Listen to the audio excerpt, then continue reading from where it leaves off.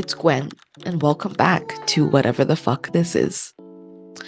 I am showing up today because I made a promise to myself to be here every Wednesday. But as someone with a human design, my emotional authority has not fully landed on this crazy ass week because we had the basket becoming exact a couple days ago, which is also when a member of my family passed away. And I haven't seen or spoken or used my voice in several days. Haven't seen a single human being. Just been fully immersed in my own company. And it's been really hard. And yet, I'm showing up today not to create anything perfect, but because I promised myself that I would show up. And so here I am.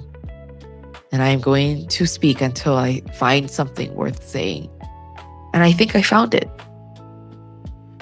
So as I've been sitting in this, I guess you could call depression, sitting on the couch, binging Friends, I was overcome with this sense of, this is really all there is to life.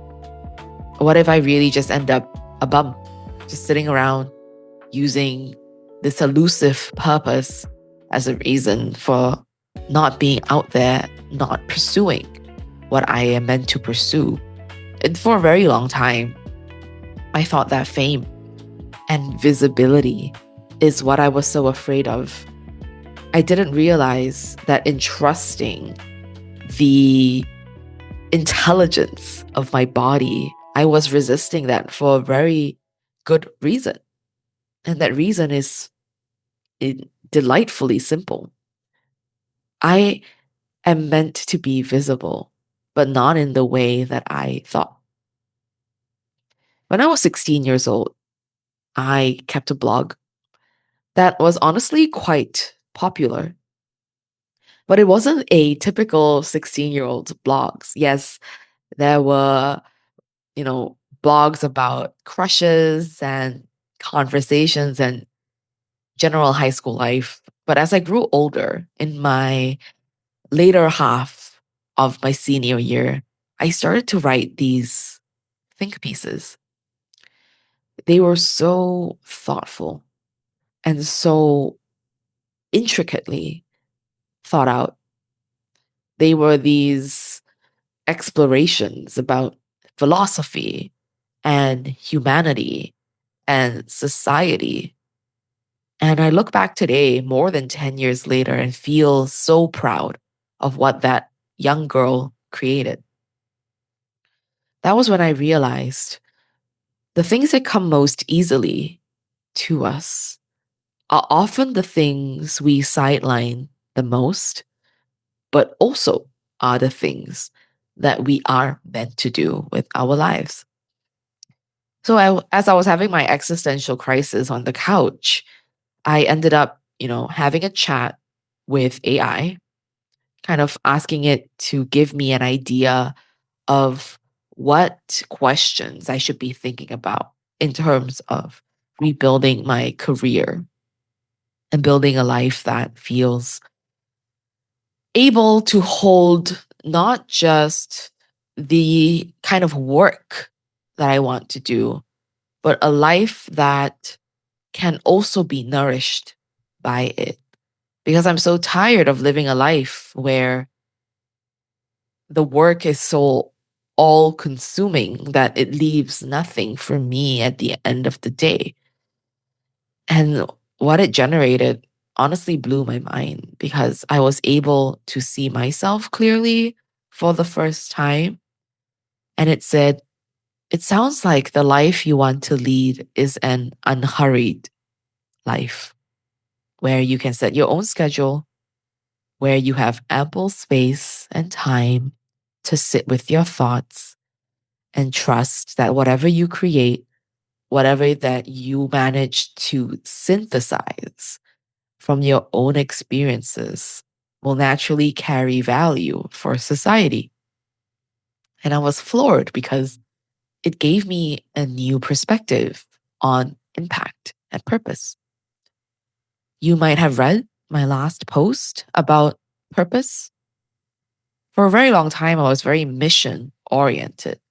And I was someone that derived a lot of worth and ego from what I could tangibly produce for the world. But when I scaled my life back to essentially nothingness, the one thing I realized is that I'm not lazy, but the amount of space my creative process needs is what seems to the outside world as unproductive. But actually, I'm incubating. I'm incubating thoughts. I'm incubating epiphanies. And I just need a system where I can move through periods of incubation and periods of expression. That is the creative process. When you give yourself enough time to really sit with what wants to come through, when you pay exquisite attention to your life and it blossoms before you, and you reach in and you pluck out that one idea and then you synthesize it into wisdom, into something that people can take away. That process is, well, first of all, the creative process, but also the process of which I want to live my life. I want to orient my life around this process. And in a hyperproductive capitalistic world, it sounds insane to say, because what I'm saying is essentially, I want to live my life in a slow, unhurried way outside of the grip of capitalism and productivity, and instead honor my inherent rhythm, my inherent nourishment, my inherent creative cycles as the orientation of my life.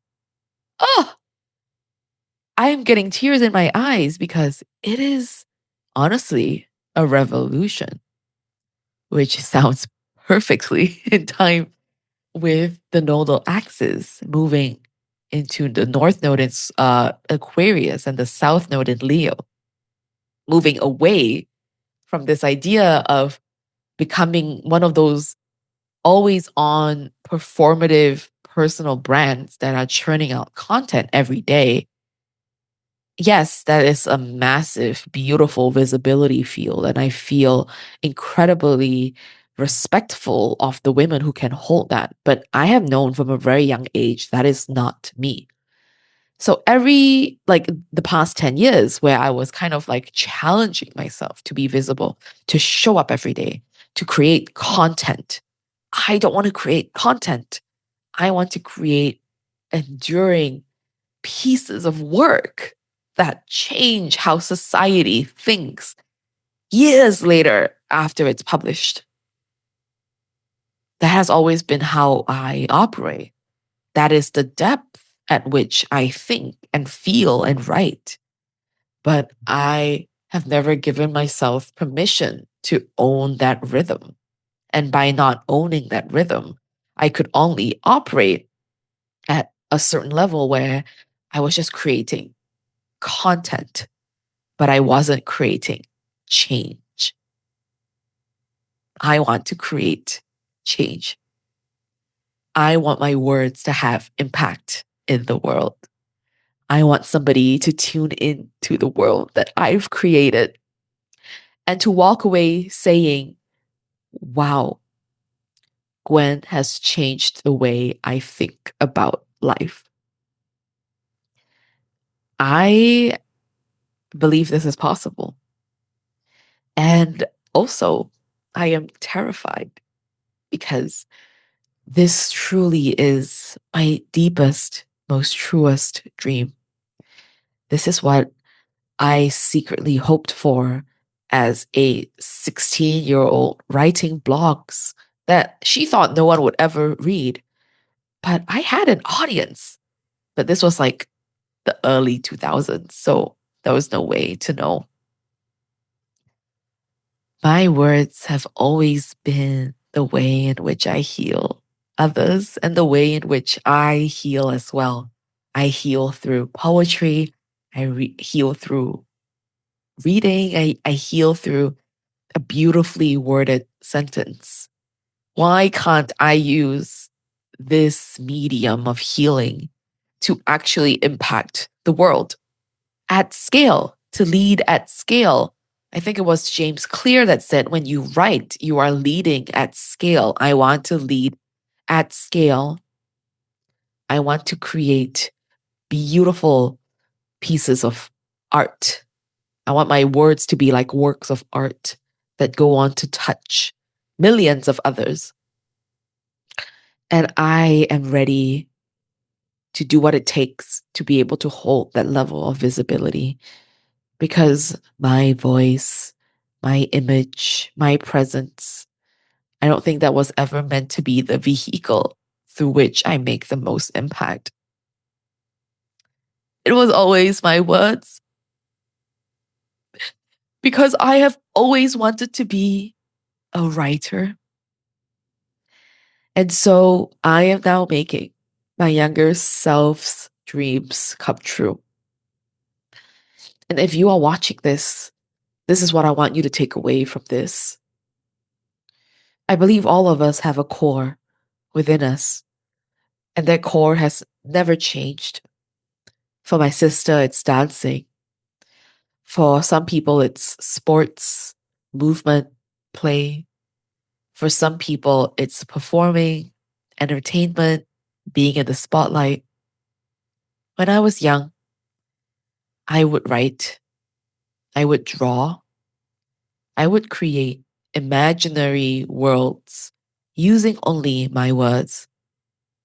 This has always been the truth of who I am. And I am now realizing it is my job, it is my responsibility to give my true dreams a real shot. I don't have to do it like anybody else. I don't have to create reels every day. I don't have to follow a publishing schedule. I can honor the pace in which I work and still do what I can to make my dreams come true, because they are worth it, because I'm worth it. I want you to think about, what is that one thing that you have loved and that comes most natural to you since you were young? And you can share it with me. You can keep it to yourself. You can journal about it. But that is what I want you to take away from this. What is that little dream that you have had from a very young age? And why, like, are you living it, or are you in the same boat I am of feeling really, really nervous and scared to own it, but also knowing that this is the time? This is the time. The astrology, the energy, everything is pushing us towards the light, my friends. So let's do it scared together. I love you.